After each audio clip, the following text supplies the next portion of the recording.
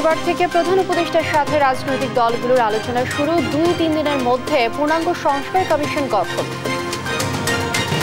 জনপ্রশাসন মন্ত্রণালয়ের সিনিয়র সচিবের সঙ্গে যুগ্ম সচিবের লেনদেনের রেকর্ড দেশ টিভির হাতে। কোটি টাকার বদলি বাণিজ্য। কুষ্টিয়ায় গণ অভ্যুত্থানে আহতদের অনেকেই পাননি সহযোগিতা। চিকিৎসা খরচ মেটাতে হিমশিম অবস্থা, সরকারের সহায়তা দাবি। হালকা প্রকৌশল পণ্য উৎপাদনে নতুন বিপ্লব ঘটেছে যশোরে। সৃষ্টি হয়েছে কর্মসংস্থান ও কাঁচামাল আমদানিতে শুল্ক মুক্তির দাবি।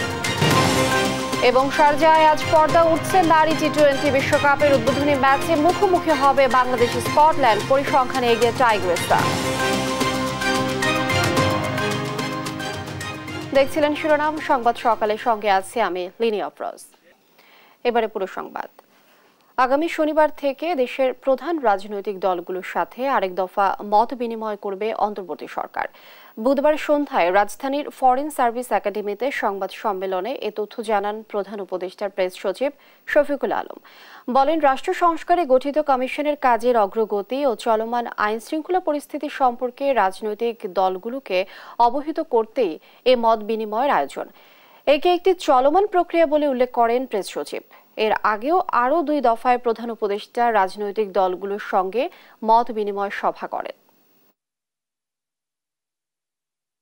8 অগাস্ট এই ইন্টারিম গভর্নমেন্ট ফর্মেশন হওয়ার পরের থেকে 2 দফা রাজনৈতিক দলগুলোর সাথে কাউন্সিল অফ অ্যাডভাইজারের মিটিং হয়েছে এবং এইটারই চলমান প্রক্রিয়ায় এই শনিবার থেকে আবার নতুন দফা আলোচনা শুরু হবে। যে 2-3 দিনের মধ্যে এই কমিশনগুলো ফর্ম হবে ফুললি। কমিশন কিন্তু প্রধান যখন নাম ঘোষণা হয়েছে তারা কিন্তু কাজ করছে, তাদের টার্মস অফ রেফারেন্সও কিন্তু ঠিক হয়ে গেছে, তারা এখন অফিসের স্পেস খুঁজছেন। এখন যেটা হচ্ছে যে কিছু নাম যারা মেম্বার হবে ওই কমিশনগুলোর, তাদের নিয়ে 2-1টা সম্মতি চাওয়া হচ্ছে।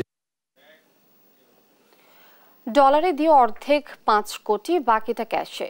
স্যার, আপনি যেভাবে বলবেন। হোয়াটসঅ্যাপে চাঞ্চল্যকর এই কথোপকথন হয় জনপ্রশাসন মন্ত্রণালয়ের সিনিয়র সচিব মোখলেসুর রহমানের সঙ্গে একই মন্ত্রণালয়ের এপিডি উইংয়ের যুগ্ম সচিব ডক্টর জিয়াউদ্দিন আহমেদের। কোটি কোটি টাকার বিনিময়ে বেসামরিক প্রশাসনের সচিব ও দেশ জুড়ে জেলা প্রশাসক বদলির ভয়াবহ গোপন তথ্য এসেছে দেশ টিভির হাতে। হোয়াটসঅ্যাপ কথোপকথনে জনপ্রশাসন সচিব মোখলেসুর রহমান অধীনস্থ যুগ্ম সচিব জিয়াউদ্দিন আহমেদকে বলেন, আরে মিয়া, আমি পুরাতন খেলোয়াড়, কেউ কিছু বললে আমার নাম বলবা না, আলী ইমাম স্যার আর আহসান কিবরিয়ার নাম বলবা। বদলি বাণিজ্যের আরও চাঞ্চল্যকর তথ্য দেখুন ফখরুল ইসলামের রিপোর্টে। জনপ্রশাসন মন্ত্রণালয়ের সিনিয়র সচিব মোখলেসুর রহমানের ফোন এটি। 28 অগস্ট থেকে হোয়াটসঅ্যাপ কথোপকথনে একই মন্ত্রণালয়ের এপিডি উইংয়ের যুগ্ম সচিব জিয়াউদ্দিন আহমেদ মেসেজ আদান প্রদান করছিলেন। জিয়াউদ্দিন আহমেদ লিখছেন, স্যার সবাই প্রশংসা করছে। মোখলেসুর রহমান লিখলেন, কি বলে? উত্তরে জিয়াউদ্দিন লিখেন, স্যার সবাই বলে মোখলেস যোগ্য লোক, মোখলেস হার্ভার্ড থেকে পড়ে আসছে। বদলি বাণিজ্য নিয়ে মেসেজে জনপ্রশাসন সচিব মোখলেসুর রহমান যুগ্ম সচিব জিয়াউদ্দিনকে লিখেন, আমার তেমন দরকার নেই, 5 কোটি হলেই হবে। জিয়াউদ্দিন বলছেন, স্যার আপনার জন্য 10 কোটি রাখব। সচিব মোখলেসুর রহমান লিখেন, আচ্ছা ঠিক আছে, তোমার যেটা ভালো মনে হয়, টাকা পয়সার প্রতি তেমন লোভ নাই আমার। গোয়েন্দাদের ইঙ্গিত করে বলছেন, গিরগিটিগুলোর দিকে খেয়াল রাখো। মোখলেসুর রহমান আবারও বলেন, ডলারে দিও অর্ধেক 5 কোটি, বাকিটা ক্যাশ দিও আমার লোকের কাছে। জিয়াউদ্দিন উত্তরে বলেন, স্যার আপনি যেভাবে বলবেন। মোখলেসুর রহমান লিখেন, হোয়াটসঅ্যাপ তো, প্রবলেম নাই। জিয়াউদ্দিন উত্তরে বলেন, না স্যার, হাসিনাই পারে নাই, আর এখন তো গোয়েন্দাগুলো দুর্বল হয়ে আছে। কথোপকথনে মোখলেসুর রহমান লিখেন, পারলে 5 কোটি আগে দিও, গোপনে টাইপ করাই নিয়ে আইসো, আমি পাশ করাইয়া দিব, ওদের মধ্য থেকে 3-4 জনকে রাখো। উত্তরে জিয়াউদ্দিন লিখেন, জি স্যার, ফরিদা, সাইফুল, আফরোজা আর তানভীরকে রাখছি। ওপাশ থেকে সচিব মোখলেসুর রহমান জিয়াউদ্দিনকে লেখেন, খুব ভোরে গোপনে আইসো। 1 সেপ্টেম্বর মেসেজে জিয়াউদ্দিন লিখেন, স্যার সব রেডি। মোখলেসুর রহমান উত্তরে বলেন, very good, clear all payment 5 September. I will do their go ASAP, probably on 9 and 10 September. আরেক মেসেজে সচিব মোখলেসুর রহমান এপিডি সম্পর্কে জিয়াউদ্দিনকে লিখেন, তুমি ওরে নিয়ে টেনশন কইরো না, ওরে সিস্টেমে ফেলে দিব, আর কেউ কিছু বললে আমার নাম বলবা না, আলী ইমাম স্যার আর আহসান কিবরিয়ার নাম বলবা। বলবা যে ওনারা সবকিছু ঠিকঠাক করে, ডিসিও ওনারা বানাবে, কারণ পোলাপাইন ওনাদের কাছে পৌঁছাইতে পারবে না। উত্তরে জিয়াউদ্দিন বলে আকমল স্যারকে হাতে রাখবেন, একটু সাপোর্ট দরকার। মোখলেসুর রহমান প্রতি উত্তরে লেখেন, ঠিক আছে তুমি এগুলো নিয়ে ভেবো না, আরে মিয়া আমি পুরাতন খেলোয়াড়, তোমরা তোমাদের কাজ করো। আরেক কথোপকথনে মোখলেসুর রহমান জিয়াউদ্দিনকে লিখেন, আপনি স্যার আমার আর আজমের উপর আস্থা রাখেন। জিয়াউদ্দিন সচিব মোখলেসুর রহমানকে মেসেজে বলে, স্যার প্রতিবেশীরা 50-52টা চায়, ওদের এটা দিতে হবে, নইলে ঝামেলা হবে। ওরা 200 দিবে। ওরা তো জানতে চাইছে এটা কোথায় নিবেন, সিঙ্গাপুর নাকি থাইল্যান্ডে নিবেন, মুড অফ পেমেন্ট কি হবে। উত্তরে মোখলেসুর রহমান বলেন, তুমি আর আজম ঠিক করে নাও। চাঞ্চল্যকর এই কথোপকথনের সত্যতার বিষয়ে ফোনে জনপ্রশাসন সচিব মোখলেসুর রহমানের সাথে যোগাযোগের চেষ্টা করেও পাওয়া যায়নি।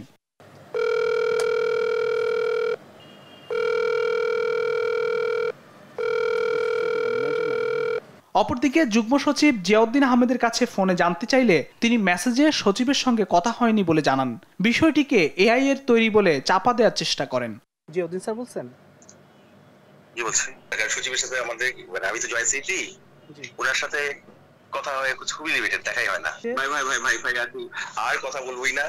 আমি জিয়াউদ্দিন আহমেদ কোনোদিন কোশ্চিন কালেও সচিবকে কোনো মেসেজ করিনি, SMS করিনি, হোয়াটসঅ্যাপ করিনি। আমি এটা আপনাকে রিকোয়েস্ট করছি, আপনি কালকে আসবেন অফিসে, এসে আমি আপনাকে সচিব স্যারের সাথে আমার হোয়াটসঅ্যাপ করে কথোপকথন হয় কিনা সেটা আমি দেখাবো। তবে সচিব মোখলেসুর রহমানের ফোনে সংরক্ষিত জিয়াউদ্দিনের যে নাম্বারটির মেসেজে ফোনে কথোপকথন হয়েছে, একই নম্বরে দেশ টিভিও কথা বলেছে জিয়াউদ্দিনের সঙ্গে। ফখরুল ইসলাম, দেশ টিভি, ঢাকা। সরকারি চাকরিতে প্রবেশের বয়সসীমা 35 করার বিষয়ে যৌক্তিক সমাধানের আশ্বাস দিয়েছেন এ সংক্রান্ত কমিটির প্রধান আব্দুল মুঈদ চৌধুরী। জানান, চূড়ান্ত সিদ্ধান্ত নিতে প্রয়োজন আরও পর্যালোচনা। আর আন্দোলনকারীরা বলছেন, কমিটির প্রতিবেদনের আলোকে পরবর্তী পদক্ষেপ নেওয়া হবে। নাফিয়া ফারজানার প্রতিবেদন। সরকারি চাকরিতে প্রবেশের বয়সসীমা 35 বছর নির্ধারণের জন্য দীর্ঘদিন ধরে দাবি জানিয়ে আসছেন চাকরি প্রত্যাশীরা। গত সরকারের আমলে এ নিয়ে সংসদে আলোচনাও হয়, তবে এটি বাস্তবায়নে আসেনি কোনো সিদ্ধান্ত। এমন প্রেক্ষাপটে চাকরিতে প্রবেশের বয়সসীমা 35 প্রত্যাশীদের সঙ্গে সচিবালয়ে বৈঠক করেন সরকারি চাকরিতে আবেদনের বয়সসীমা নির্ধারণে গঠিত কমিটির প্রধান আব্দুল মুঈদ চৌধুরী। বৈঠক শেষে কমিটির প্রধান আব্দুল মুঈদ চৌধুরী বলেন, সরকারি চাকরিতে প্রবেশের বয়সসীমা 35-এর দাবি যৌক্তিক। তিনি আরো বলেন, বয়সসীমা কত হবে সেটি আরো পর্যালোচনা করে পরবর্তীতে জানানো হবে। আমরা সার্বিক পরিস্থিতির আলোকে সরকারের বর্তমান নীতিমালা, সরকারের ভবিষ্যৎ কর্মপন্থা সবকিছু চিন্তা করে আমরা এই ব্যাপারে একটা সিদ্ধান্ত নেব। কিন্তু এই মুহূর্তে আজকে আমার পক্ষে বলা সম্ভব না। তবে তাদের যে বক্তব্যটা, যে বয়স বৃদ্ধি করার যৌক্তিকতা আছে, এই বিষয়ে কোনো সন্দেহ নেই। এদিকে 35 প্রত্যাশী আন্দোলনের সমন্বয়কারী রাসেল আল মাহমুদ বলেন, সরকারি চাকরিতে প্রবেশের বয়সসীমা 35-এর দাবিতে বাস্তবসম্মত সমাধানের আশ্বাস দিয়েছেন কমিটির আহ্বায়ক। আন্তর্জাতিক মানদণ্ড অনুযায়ী যৌক্তিকতার সাপেক্ষে বাংলাদেশের চাকরিতে আবেদনের বয়সসীমা ন্যূনতম 35 এবং শর্ত সাপেক্ষে উন্মুক্ত। আগামী 7 কার্য দিবসের মধ্যে একটি চমৎকার বৈষম্যহীন বাংলাদেশ গড়ে তোলার জন্য একটি প্রতিবেদন প্রকাশ করবে। বিষয়টির যৌক্তিক সমাধানের আশাবাদী তিনি। আশা, শর্ত সাপেক্ষে বিভিন্ন ক্ষেত্রে উন্মুক্ত থাকবে চাকরিতে প্রবেশের বয়সসীমা। নাফিয়া ফারজানা, দেশ টিভি, ঢাকা। ছাত্র জনতার আন্দোলনের সময় হেলিকপ্টার থেকে গুলি করা হয়নি বলে দাবি র্যাবের মুখপাত্র মুনিম ফেরদৌসের। এছাড়া ছাত্র জনতার আন্দোলনে গণহত্যার অন্যতম মাস্টার মাইন্ড স্বরাষ্ট্রমন্ত্রী আসাদুজ্জামান খান কামাল কিভাবে ভারতে পালিয়েছেন তার তথ্য নেই বলে জানিয়েছে সংস্থাটি। বুধবার সকালে রাজধানীর কারওয়ান বাজারে র্যাবের মিডিয়া সেন্টারে এক ব্রিফিংয়ে এসব তথ্য জানান সংস্থাটি। বিস্তারিত ফজলে আদিত্য রিপোর্টে।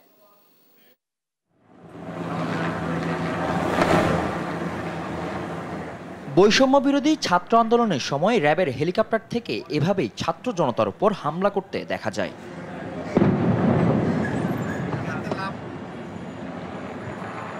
আন্দোলনে স্বৈরাচার পতনের পর প্রথমবারের মতো সাংবাদিক সম্মেলনে আসেন র্যাবের লিগ্যাল অ্যান্ড মিডিয়া উইংয়ের পরিচালক লেফটেন্যান্ট কর্নেল মুনিম ফেরদৌস। দাবি করেন, আন্দোলনের সময় হেলিকপ্টার থেকে টিয়ার শেল ও সাউন্ড গ্রেনেড নিক্ষেপ করা হয়েছে, গুলি নয়। আমরা হেলিকপ্টার থেকে শুধুমাত্র টিয়ার শেল এবং সাউন্ড গ্রেনেড নিক্ষেপ করেছি এবং এই বিষয়টিকে পর্যালোচনা করার জন্য আমাদের র্যাব হেডকোয়ার্টার থেকেও বিভিন্ন ধরনের কার্যক্রম গ্রহণ করা হয়েছে। তার মাধ্যমেই কিন্তু আমরা নিশ্চিত হয়ে আপনাদেরকে বলছি। এদিকে বৈষম্য বিরোধী ছাত্র আন্দোলনে তোপের মুখে দেশ পালায়ন করেন সাবেক প্রধানমন্ত্রী শেখ হাসিনা। তারপর থেকে গা ঢাকা দেয় আওয়ামী লীগ সরকারের শীর্ষ পর্যায়ের নেতারা। তারা কোথায় আছেন তা নিয়ে চলছে জল্পনা কল্পনা। এরই মাঝে আলোচনায় স্বরাষ্ট্রমন্ত্রী আসাদুজ্জামান খান কামাল, সাবেক সংসদ সদস্য অসীম কুমার উকিল, হাজী সেলিমের ছেলে সোলাইমান সেলিম। সামাজিক যোগাযোগ মাধ্যমে ছড়িয়ে পড়া একটি ভিডিওতে দেখা যায় তারা কলকাতার একটি পার্কে বসে গল্প করছেন। এ বিষয়ে সাংবাদিকদের প্রশ্নের জবাবে র্যাবের মুখপাত্র কোনো সদুত্তর দিতে পারেননি। এখানে উদাসীনতা বা গাফিলতি আমি এভাবে বলতে চাই না। আমি বলতে চাই যে আমাদের প্রতি যে দায়িত্ব ছিল, আমরা সেই দায়িত্বে বা আমাদের যে সামর্থ্য যতটুকু ছিল সেই সামর্থ্য সবটুকু দিয়ে আমরা চেষ্টা করে যাচ্ছি, এবং আমাদের যে কর্মপরিধি সেই কর্মপরিধিতে আমাদের যতটুকু করা দরকার আমরা পুরোটাই করে যাচ্ছি। এছাড়া আসন্ন দুর্গাপূজায় যে কোনো ধরনের অনাকাঙ্ক্ষিত ঘটনা প্রতিরোধে বিশেষ ব্যবস্থা নেয়ার কথা জানান rapid action battalion. Fazle Aditya, দেশ টিভি, ঢাকা। কারফিউ জারি করে গণহত্যা চালানো এবার আওয়ামী লীগ সহ 14 দলের বিরুদ্ধে মানবতা বিরোধী অপরাধের বিচার চেয়ে অভিযোগ দায়ের হয়েছে আন্তর্জাতিক অপরাধ ট্রাইব্যুনালে। বুধবার ট্রাইব্যুনালের প্রসিকিউশনে অভিযোগ দায়ের করেন এনডিএম চেয়ারম্যান ববি হাজ্জাজ। এছাড়া 10ম শ্রেণীর ছাত্র আনাস হত্যার ঘটনায় শেখ হাসিনা সহ 25 জনের বিরুদ্ধে অভিযোগ দায়ের করেছে তার পরিবার। সাবরিনা মজুমদারের রিপোর্ট, জানাচ্ছেন মোহাম্মদ সাকিব। বুধবার আন্তর্জাতিক অপরাধ ট্রাইব্যুনালে আওয়ামী লীগের নেতৃত্বাধীন 14 দলের বিরুদ্ধে মানবতা বিরোধী অপরাধের অভিযোগ দায়ের করেছেন জাতীয়তাবাদী গণতান্ত্রিক আন্দোলন এনডিএম চেয়ারম্যান ববি হাজ্জাজ। অভিযোগে বলা হয় 19 জুলাই 14 দলের বৈঠকে সারা দেশে কারফিউ জারি এবং দেখামাত্র গুলি করার নির্দেশ দেওয়া হয়। ছাত্র জনতার আন্দোলনে গণহত্যার নির্দেশনায় ও পরিকল্পনায় যুক্ত 14 দল নেতারা 19 জুলাই 14 দলের বৈঠকের মাধ্যমে শেখ হাসিনার সরকার গণমাধ্যমকে পরিষ্কারভাবে জানায় যে 14 দলের বৈঠকের মাধ্যমে তারা ওই ডিসিশনে আসেন যে ওনারা কারফিউ জারি করবেন, এবং এই কারফিউতে ওনারা দেখা মাত্র গুলি করার অর্ডার জানান।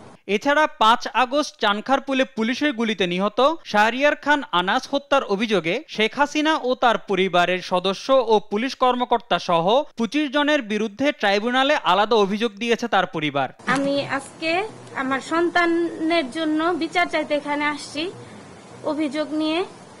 আমি এই দেশের সংবিধান অনুযায়ী যতটুকু সর্বোচ্চ শাস্তি এই হুকুমদাতা থেকে পালনকারী এই প্রত্যেকের সাজাটা চাই।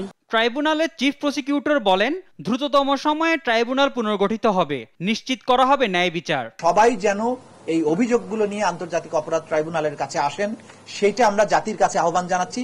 যে ভিকটিম পরিবারগুলো আছে তাদেরকে যেন আপনারা বলেন যে তারা এই জিনিসটা অন্তত মেসেজটা পাক যে তাদের প্রতিকারটা আসলে আন্তর্জাতিক অপরাধ ট্রাইব্যুনালে। 5 আগস্ট আওয়ামী লীগ সরকারের পতনের পর এ পর্যন্ত আন্তর্জাতিক অপরাধ ট্রাইব্যুনালে গণহত্যা, গুম ও মানবতা বিরোধী অপরাধের 45টি অভিযোগ জমা পড়েছে। মোহাম্মদ সাকিব, দেশ টিভি, ঢাকা। আদাবর ও পল্টন থানার পৃথক 2 হত্যা মামলায় সাবেক প্রধানমন্ত্রীর মুখ্য সচিব কামাল আব্দুল নাসের 4 দিন এবং সাবেক সাংসদ আব্দুল সালাম মুর্শিদের 2 দিনের রিমান্ড মঞ্জুর করেছেন আদালত। বুধবার বিকেলে তাদের ঢাকা মেট্রোপলিটন ম্যাজিস্ট্রেট আদালতে নেয়ার পর শুনানি শেষে বিচার তাদের এই রিমান্ডের আদেশ দেন।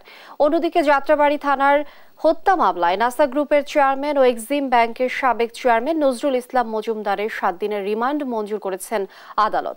আর পল্টন থানার আরেকটি হত্যা মামলায় সাবেক যুব ও ক্রীড়া সচিব মেজবাউদ্দিন আহমেদের 3 দিনের রিমান্ড মঞ্জুর করেছেন আদালত।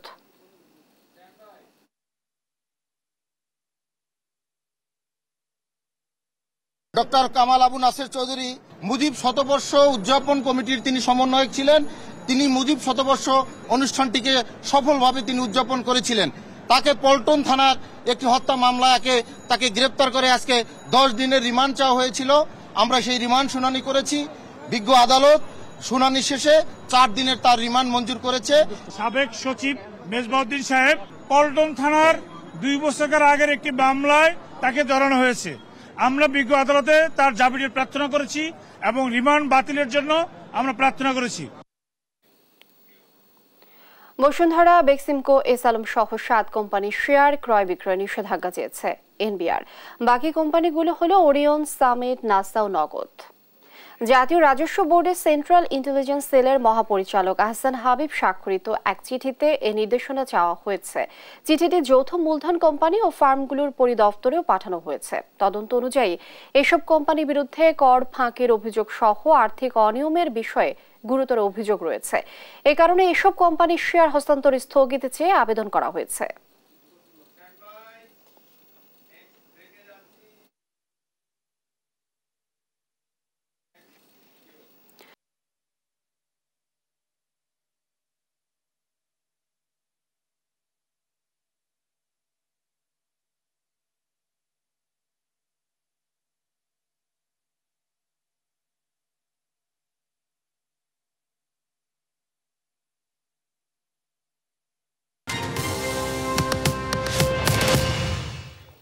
দেখছেন সংবাদ সকাল।